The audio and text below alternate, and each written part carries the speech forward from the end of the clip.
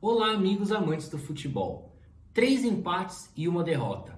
Essa é a campanha da seleção brasileira no período pós-Copa América. Campanha essa que apenas demonstra a enorme involução da seleção de Tite dentro das quatro linhas. Bom, a queda de rendimento da seleção brasileira sob o comando de Tite teve início depois da Copa do Mundo de 2018, né? Assim que o Brasil caiu diante da Bélgica nas quartas de final do Mundial da Rússia, o futebol praticado pela seleção brasileira vem evoluindo a cada partida disputada pela equipe. Embora o Brasil tenha erguido o caneco da Copa América, que por sua vez foi disputado no próprio Brasil esse ano, o futebol apresentado pela seleção brasileira deixou bastante a desejar, foi bastante abaixo das expectativas, né? Vale ressaltar que a seleção brasileira saiu de campo vaiada em algumas oportunidades, como na estreia da equipe diante da Bolívia, no estádio do Morumbi. Na partida contra a Venezuela também, disputada em Salvador, o Brasil saiu de campo vaiado após empatar sem gols contra os venezuelanos. E, posteriormente, no jogo contra o Paraguai, nas quartas de final, o Brasil também foi vaiado depois de vencer o selecionado Paraguai apenas nas penalidades. E apesar do Brasil ter vencido o Peru por 3-1 na final do torneio, o futebol praticado pelo Brasil acabou não agradando, não convencendo, tanto é que o Tite saiu de campo ainda questionado sobre como poderia melhorar o nível do futebol da seleção brasileira. Bom, mas para piorar ainda mais a situação do Tite e aumentar ainda mais a pressão sobre o treinador, o desempenho da seleção brasileira caiu ainda mais no período pós-Copa América, visto que o Brasil não venceu nenhum dos 4 jogos disputados nesse período. Foram 3 empates e uma derrota. Empates diante da Colômbia por 2-2 e Senegal e Nigéria, mais recentemente aí nos amistosos realizados em Singapura.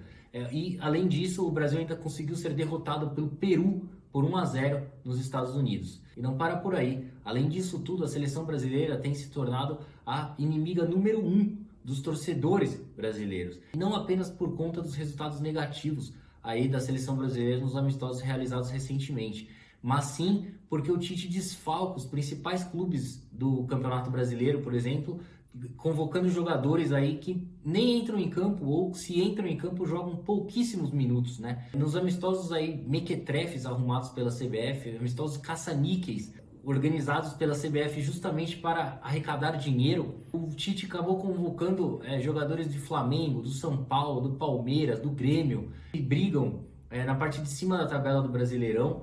Por exemplo, o Flamengo, que está aí na briga pelo título, juntamente com o Palmeiras, teve peças fundamentais do esquema de Jorge Jesus convocados pelo treinador da seleção brasileira sem nenhum consenso, né? O Gabigol, por exemplo, artilheiro do Campeonato Brasileiro, principal referência do Flamengo no ataque, acabou sendo convocado. Podemos usar como exemplo também o Rodrigo Caio, que nem entrou em campo, foi convocado, nem jogou contra a Nigéria, nem contra o Senegal. O Palmeiras também acabou sendo prejudicado porque o goleiro Everton foi convocado pelo Tite para ficar assistindo aos amistosos da seleção brasileira do banco de reservas. E podemos usar também como exemplo o Daniel Alves, que acabou desfalcando o São Paulo aí no clássico entre São Paulo e Corinthians. O São Paulo tinha esse clássico pela frente, o São Paulo que briga aí por uma vaga na Copa Libertadores, acabou sendo desfalcado porque o Tite chamou o Daniel Alves para esses amistosos.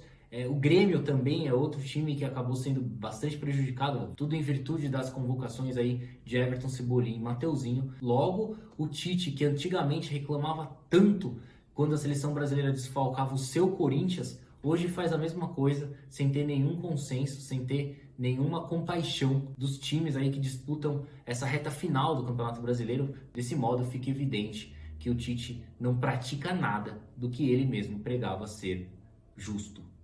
Bom, esses são apenas fatores extra-campo que deixam o torcedor com cada vez mais raiva da seleção brasileira. Mas também existem fatores dentro de campo que fazem com que a torcida brasileira perca o interesse em ver jogos da seleção brasileira, em acompanhar de perto a seleção do Tite. E um dos fatores que mais colaboram para que isso ocorra é o pífio futebol da seleção brasileira. O Brasil não joga um futebol minimamente convincente, né? Um time apático dentro de campo. Tudo bem, a apatia eu não vou nem questionar muito pelo fato de que os jogadores não têm o mínimo interesse em jogar esses amistosos, né? Eles que atuam em sua maioria na Europa ou até mesmo aqui no Brasil têm que se deslocar até Singapura, fazer uma longa viagem, não tem tempo para treinar, né? O fuso horário também é outro fator que atrapalha bastante nesses amistosos. Então é óbvio que a falta de interesse dos jogadores fazem com que a apatia deles se evidencie. No entanto, a falta de repertório da seleção brasileira é enorme, né? O Tite se agarrou ali no esquema 4-2-3-1, não muda esse esquema de maneira nenhuma, as substituições são sempre as mesmas, é lateral por lateral, é meia por meia, é volante por volante, atacante por atacante, enfim, ele não muda o esquema de maneira alguma. A seleção brasileira entra em campo no 4-2-3-1, termina no 4-2-3-1, é uma seleção robotizada, não tem variação tática, é um time extremamente conservador, tem uma defesa bastante sólida, características essas das equipes comandadas por Tite. Entretanto, ofensivamente a seleção não produz nada, encontra enormes dificuldades quando enfrenta adversários que se fecham em sua defesa ali, que armam retrancas. O Tite acaba não tendo repertório para acabar criando oportunidades de gols, que faz com que o torcedor brasileiro não tenha a mínima vontade de assistir jogos dessa seleção. Bom, e a situação da seleção brasileira vai ficando cada vez mais difícil. Isso porque o calendário das seleções europeias está cada vez mais cheio, agora que entrou aí uma nova competição para os europeus, que é a Liga das Nações da UEFA. Portanto, será muito difícil a seleção brasileira achar espaço aí para enfrentar uma seleção europeia. Dessa maneira, o Brasil é obrigado a enfrentar apenas seleções de menor porte, seleções sul-americanas, seleções asiáticas, seleções africanas, que é o que vem acontecendo aí. Bom, e como eu citei anteriormente, o Brasil acumula 4 jogos seguidos sem vitória no momento. A última vez que isso aconteceu, que o Brasil permaneceu tantos jogos aí sem vencer, foi entre o final de 2012 e o início de 2013, quando a seleção brasileira era comandada por Mano Menezes e ficou 5 jogos sem vencer, acumulando um total de 3 empates e 2 derrotas naquela época. Diante desse cenário, notamos aí que o Brasil vive realmente um péssimo momento, a pressão sobre Tite é grande e caso o futebol da seleção brasileira não melhore, a seleção brasileira inicie mal as eliminatórias aí no ano que vem, é bem provável que o Tite não chegue no comando da seleção brasileira na disputa do Mundial do Catar em 2022. Ainda mais com o sucesso do Jorge Jesus aí à frente do Flamengo, bom trabalho do Renato Portaluppi no comando técnico do Grêmio. São treinadores aí que estão despontando no futebol brasileiro. Com isso, a gente percebe que o futuro do Tite não está nada garantido. Bom, gente, então é isso aí, eu vou ficando por aqui. Peço a gentileza de que você deixe aí o seu like, inscreva-se em nosso canal e siga as nossas redes sociais. Um forte abraço, uma ótima semana para você. Até a próxima. Tchau, tchau.